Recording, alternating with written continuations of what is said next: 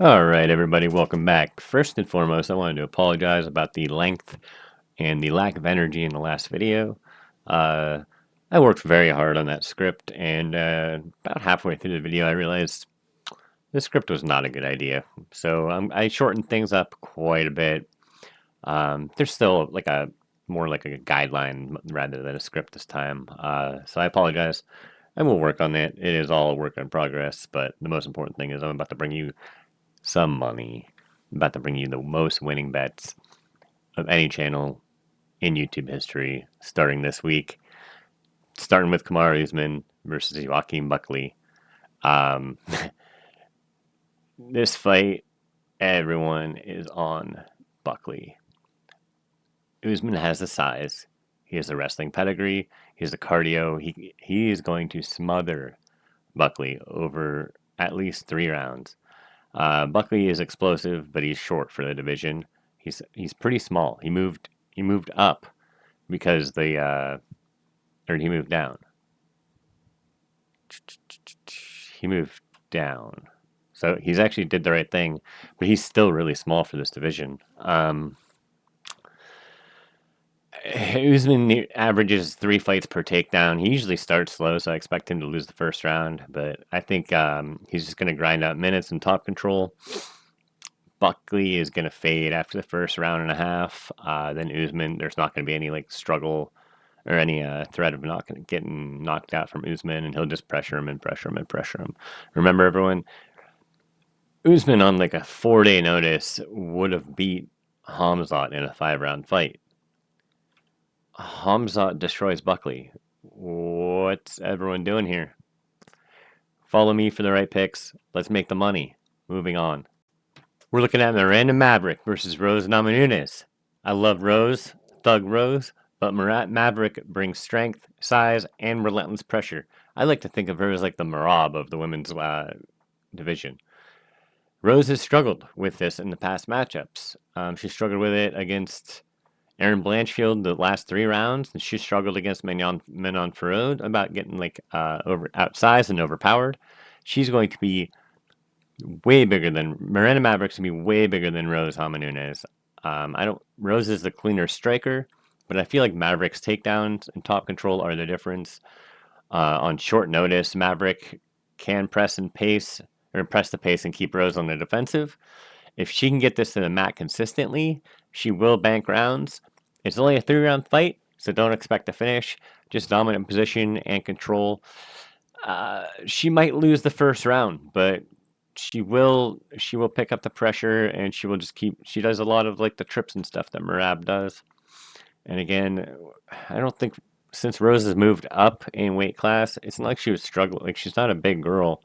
So I just think that she wants to just take it easy later in her career. And I mean, not like she's taking fights off, but she doesn't want to struggle like she was, like cutting the weight and doing all the extra shit. And Maverick is hungry, like I always say. Who wants to murder the other person? I'm going Maverick. I think she wins by decision. It's a 3-round fight. Nobody's getting finished. Rose has struggled with size before. Maverick's way bigger. That's it. Follow me for the winning picks. Moving on. All right, we got Edmund Shabazian versus Andre Petrosky. Shabazian usually starts strong and tends to gas after the first round, so it's usually knockout first round or bust. Petrosky is the opposite. If he doesn't knock himself out, going in for a takedown on somebody's hip. He usually builds as the fight goes and excels in the grind. Expect Petrosky to eat an early storm and then push Edmund to the fence and the mat repetitively. Shabazian's weaknesses have been exposed by grapplers before.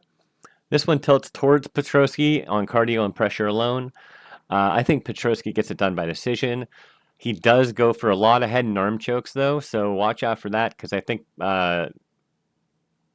Edmund might be susceptible to a head and arm choke, and that is Petrosky's go-to. So follow me for the winning picks. Let's get it in. All right, we got Cody Garbrandt versus Aurelny Barcelos.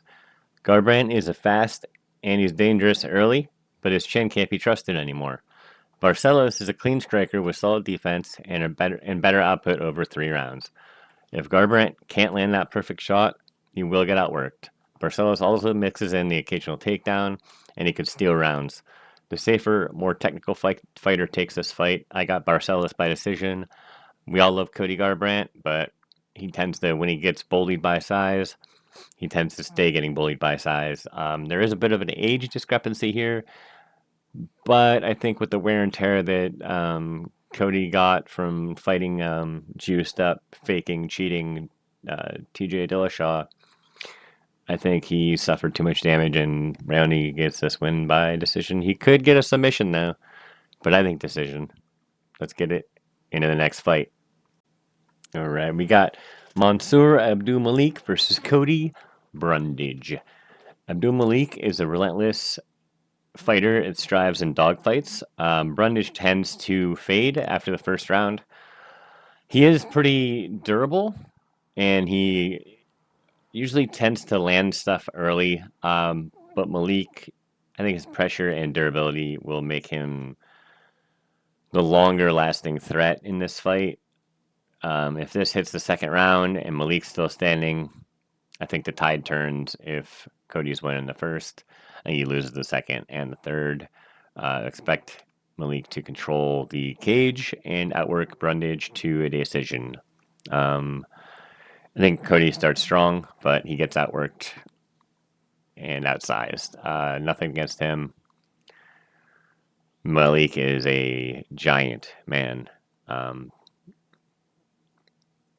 But Cody Brundage is a fan favorite, and I'm cheering for you, Cody. So let's go, Cody. Next up, we got Alonzo Menafield versus Omar Sy. Menafield hits like a truck and is dangerous from the first go of the bell. Sy is a long, rangy, technical striker, and he hasn't faced the UFC power like Menafield has yet. If Menafield closes the distance early, this could end very fast. Sy's best chance at staying at range, but he has to survive the onslaught of Menafield. Most likely, I think Menafield lands a clean hit and shuts him down in round 1 or 2. I think Menafield by knockout. Omar Sy, he's a good up and coming fighter, but I think he's taken a step a little bit too far into the deep end. And Alonzo Menafield, I think he proves to be a little bit too much for Sy here. Menafield's just pretty strong all over. Menafield by KO, big underdog. That's why we make the money here. Follow me for the winning bets. Let's make it. Let's make the money. Next up, we got Paul Craig versus Rodolfo Bellato. Craig usually doesn't need long to find a submission if it hits the ground. And if it hits the ground, it is his world completely. Bellato has serious power, but he's also a grappler. He leaves openings while scrambling usually, and Craig is one of the most dangerous grapplers in the entire UFC history. So if he does he's even dangerous, especially off his back. So if he does get taken down by Bellato, who is also a grappler, I think he survives and eventually gets a sweep or a reversal, and he gets his own choke or submission, leg lock or something. I think Craig starts to lose like always and comes back for a submission of his own. And so I'm going another underdog, Craig by submission. Let's get this money. Everyone is going with all these big favorites, this big chalky card. That's where we swoop in and we make big money. Big money. Sorry guys, I'm falling apart here. I thought I hit the button. I didn't hit the button, so that was really awkward. I'm probably not going to get the edit right, so here we go. We're just going to roll with it. Moving on, Michael Chiesa versus Court McGee. Oh, this fight.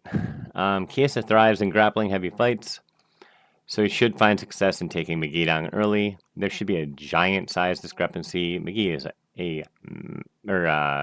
Chiesa is a massive, massive fighter, and McGee's not. So while McGee is tough and durable, he lacks the offensive firepower to sway the judges. Chiesa has shown that he can maintain top control for almost like whole rounds at a time. He doesn't usually have cardio issues. For a while, he was having a back issue, but I think it looks like he's got that for the most part taken care of. He's a commentator, so they're feeding him very winnable fights. Anthony Smith got winnable fights when he was a commentator. You can't win if you're just a shrimp. So this probably won't be a banger of a fight, but I think Chiesa, he just controls him for the win. I don't think he gets a submission, just because Court is also a grappler. But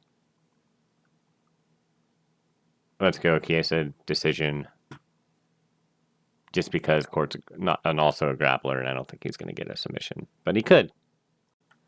All right, this is a joke of a fight. The odds of this are astronomical right now. It's like he's like minus 1,400, but let's go. Malcolm Wellmaker versus Chris Mutino. You might know Mutino. He's famous for getting absolutely slobber knockered by Sean O'Malley, and everyone thinks that he didn't get finished. He got finished in that fight. He should have got finished even way before in that fight. The ref just let it keep happening. But he's as tough as they come. But his defense is literally non-existent. And Wellmaker hits hard, and he throws straight. And he only needs a couple. He's shown it twice already in the UFC that he's patient, waits, throws a hook, knocks the guy out, walks away. I think Mutino hangs on to the second round, but I think the damage will accumulate really fast, and Wellmaker gets the finish. Mutino might go in for a takedown if he gets rocked, and Wellmaker could choke him out, so I would be careful betting Wellmaker KO, but definitely Wellmaker wins, obviously. Maybe you can get better odds, Wellmaker KO sub or inside the distance. Either way, you're probably not going to bet on this fight because the odds are crazy, unless you're somehow thinking Chris Mutino is going to win, and if that is the case, then seek help. Moving on. We have Cody Durden versus Jose Ochoa.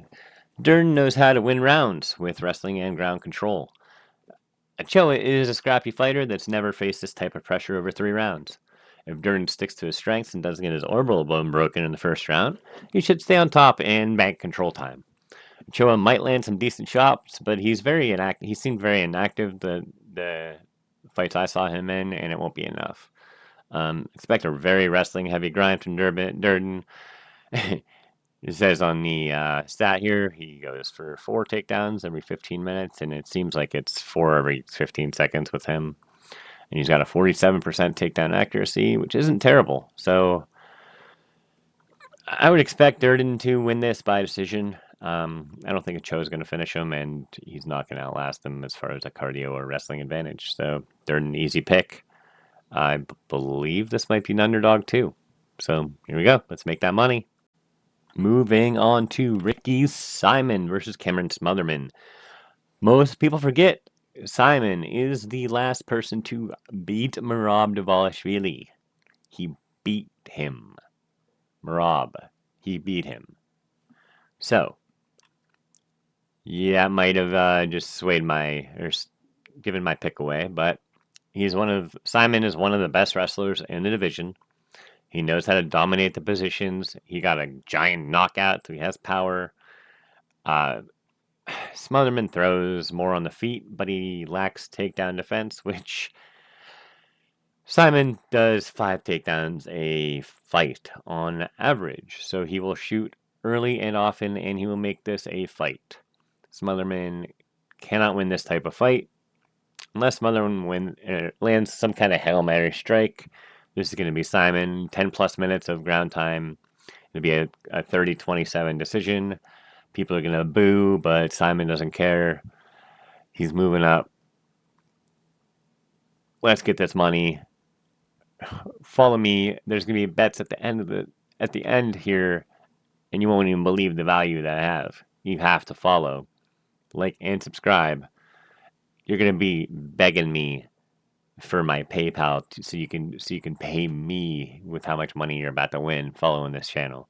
Stick around. Next up, is Phil Rowe versus Ange Lusa. Another one that people are sleeping on.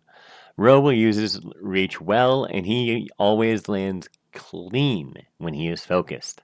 Lusa is powerful, but he hasn't shown the consistent pressure to cut through Rowe's jab. If Rowe just keeps it technical, doesn't brawl, he'll pile up points. I think it'll be a close decision, but I think Rowe's rangy striking will be the difference. I think Rowe gets it done. Clean decision output. The only way he loses is if Ange keeps getting a hold of him and Rowe can't get away, but that's a big cage. I don't think that happens. Rowe, by decision. This is, again, why you make the money. Follow this page right now. And last but not least, Vanessa Demopoulos versus Jamie Lynn Horth. Demopoulos is game, but she gives up size, and she's taking this on super short notice. Horth is aggressive and durable, and she throws more volume per minute. Expect her to pressure forward, land the cleaner shots, and win cage time. Vanessa might try to grapple, but Horth's strength should neutralize it.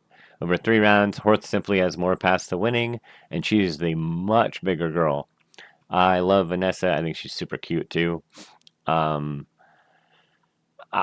be cheering for her for sure, but I think she's just too small unless she throws up some Hail Mary sub, and I think she loses this fight. Horth is a giant. She looked huge against Miranda Maverick, who just beat her. And Maverick's a bigger girl, like I talked about, who's going to overpower and oversize Rose. So with a big girl against a smaller girl that's moving up to fight on a short notice, Horth by decision. It's a boring fight. Let's go, Vanessa. Now let's get to the picks. As you can see here, my best bets are going to be Miranda Maverick, Ricky Simone, Horth, Usman, Petrosky, Wellmaker. My retirement bet, which as you can see, I'm just starting it this week, starts at $10, and I will put all of the money into that bet every week. Unless until it hits that I'm putting $1,000 on it, then I will reset it to 2,000 or 200 and put the 800 in the bank. I will keep doing this forever. If it starts working out really well, then I might just increase it to 10K or something. But this is what we're going to start with. And the Prestige Parlay is the most safe parlay of the week. I think it's guaranteed. Miranda Maverick and Ricky Simone are probably both underdogs too. Get it in. You can even bet them both by submission for the method of victory, and it'll hit. I guarantee it. Come back more if you hit it. Beg me for my PayPal. You are going to win so much money. Follow this channel. I swear I'm on something here. Let's get it.